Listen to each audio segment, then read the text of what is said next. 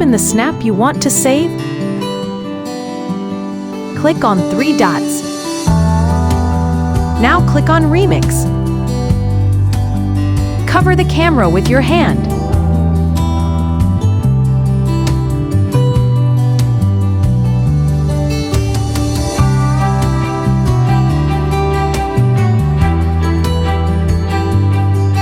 Go back and take the screenshot.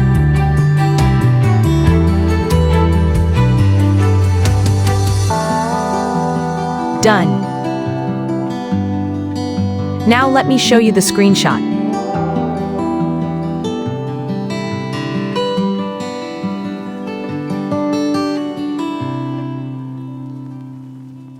Look, there is no mention of you take the screenshot or you save the snap.